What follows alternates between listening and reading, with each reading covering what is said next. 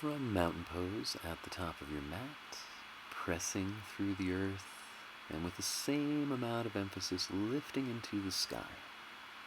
It's radiating from the core of the hips up and down, and then we'll emphasize up with the inhale, arms overhead. Exhale down, pull the hips back, look past the knees. Lengthening halfway up, fill with the breath, and then plant your palms, step or hop back, downward dog direct or through your flow.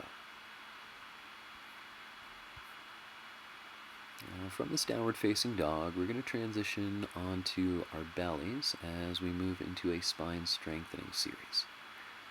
So shifting forward from downward dog to plank position, knees, chest, chin, or straight as a board lower to your belly. Point the toes so the tops of the feet are down, and then stretch your leg bones out of your hips a couple times in order to feel that you're reaching as far as possible through the lower body. With the hands directly beneath your shoulders, roll those shoulders back, and then drawing the eyes forward as your spine lifts into a baby cobra.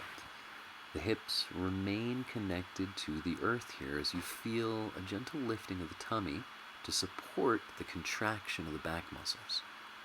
You should only be lifting here as far as you can comfortably do so without creating tension in your face. So smile softly, and with an exhale, lowering, stack your right hand atop your left, turn your left ear to that pillow you just made, and then heels fall away, breathing diligently into the small of your back, the back rim of the pelvis.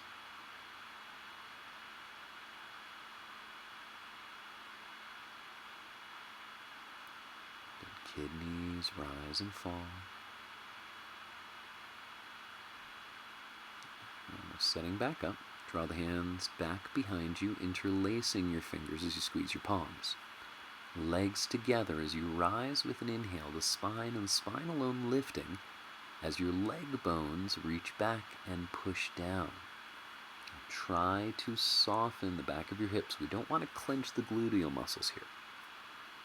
Face relaxed. Eyes are smiling as you breathe deeply.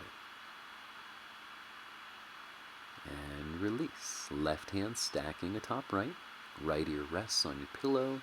Let your heels fall away as you breathe into the small of your back.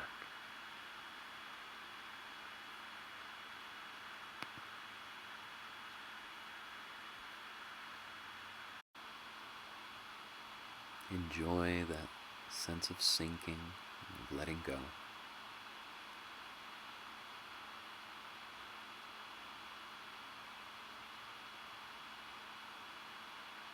Now preparing for our final floor back bend. Start to draw a little more awareness into the front of your hips and their connection with the earth beneath you.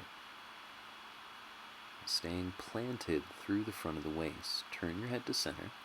Bending your knees, reach back and grab the outer ankles. You're drawing the big toes close for bow. Use an inhale to stretch your toes up into the sky as you kick back with your feet. One day, the knees, the thighs, the ribs will lift away from the earth as your toes and your crown rise. Good inhalation lifts into the tops of the lungs, eyes a little higher. And then with an exhale, we'll soften back into the earth. Releasing your feet, take your hands beneath your shoulders, and on your next out breath, begin pushing your hips back into puppy, child, or whatever variation suits your knees and hips. In child's posture, be sure to let your elbows and your forehead drop into the mat so that you can totally soften your neck and your shoulders. Breathing through the back body so deeply that others around you would be able to see that rise and fall on your back.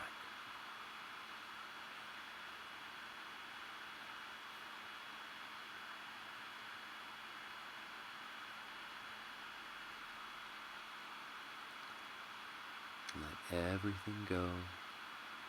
Last 2 breaths.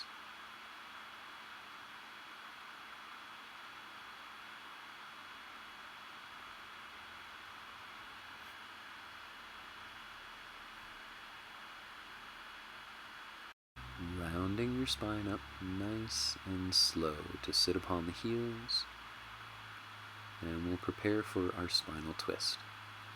So shifting your hips off to the left, your feet to the right, take the right foot, step it up and outside of your left knee. Now if you're having difficulty grounding into your hips, roll back and straighten your left leg instead. Okay, by extending the leg forward, this will help you to widen out your foundation, better planting through both sides of the waist. The left elbow hugs the knee, or the elbow wedges down outside, bringing the forearm into that stop sign position as your right hand drops to the earth behind you.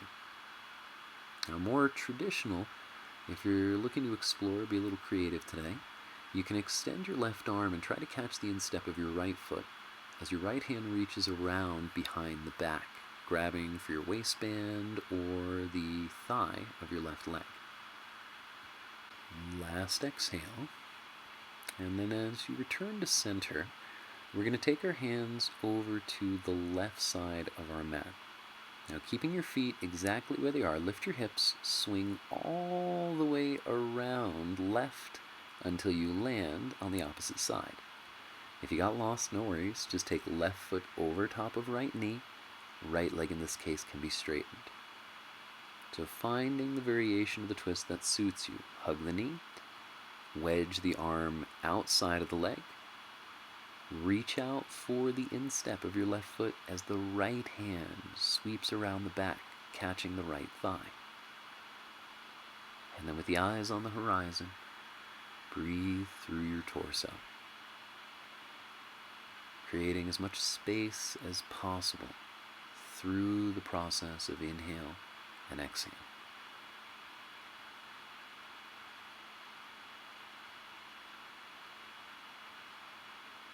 And get the most of that final breath, keeping the face serene. And then with an inhale, releasing back to center. We're going to wiggle the left foot out to the side, turning to the pinky toe edge of the foot as the knees stack up.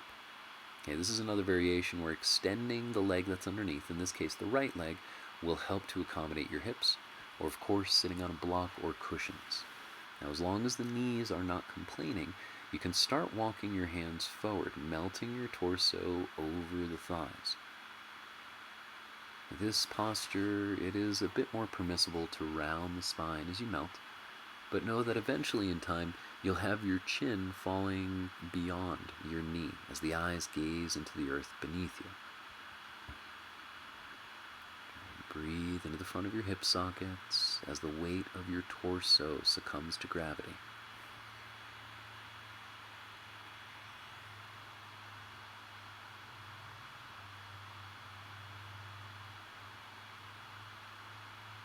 Really savor that last breath. And remember that it should never be the head that leads you in and out of the posture. So let the head remain heavy as you round up. Go ahead and take your hands to the right side. Keeping your feet where they are, go clockwise all the way around the circle until you land on the other side. So now right knee stacking atop left, the pinky edge of the toe resting. If you're extending the leg, this time left leg reaches before you. When you're ready, draw the hands out and begin melting into this variation of cow's head posture.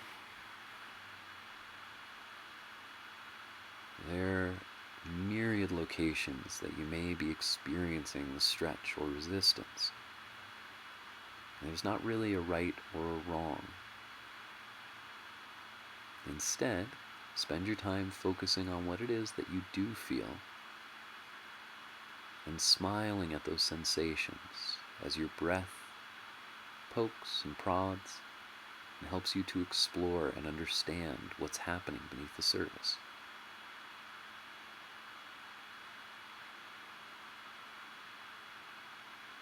So rounding up with an inhale, head is heavy. We'll go ahead and extend both legs out before us. Cross the shins, roll over from table, straighten your legs to downward facing dog. A nice full breath, hips to shoulders with an inhale, shoulders to hips with an exhale. And you're welcome to move through a vinyasa if it feels right, or maintaining for these last 3 breaths.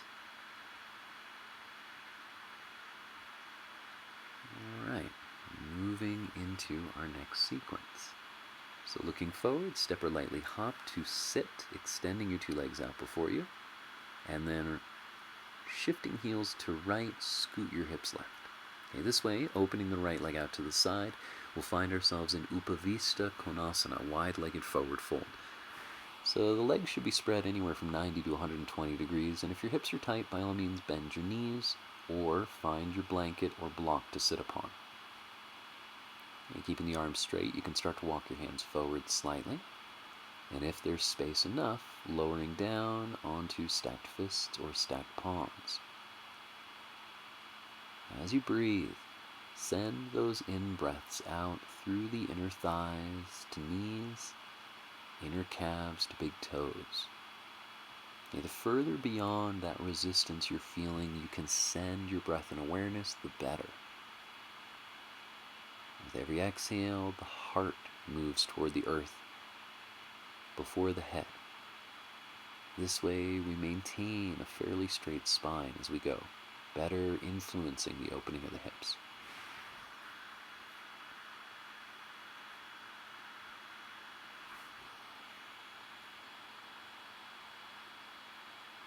Be aware of the sounds around you, but don't use them as an excuse to become distracted. Treat them as sounds and nothing more.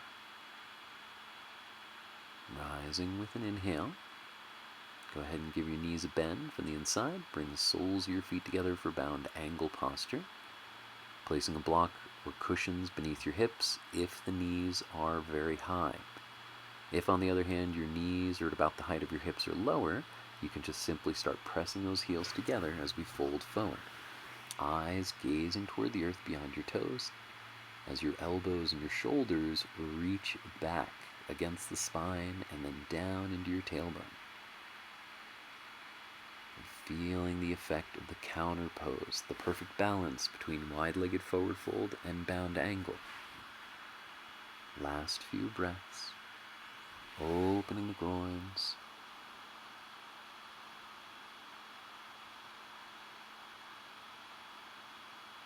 And then remember, best not to lead with the head. Round your spine up with an inhale. Releasing the feet, close your knees up like a book, reach around your shins and give yourself a squeeze. Good. Turning to face forward, step your way back. If you'd like, move through your vinyasa, lowering with control. Upward dog, downward dog. Nice full breath.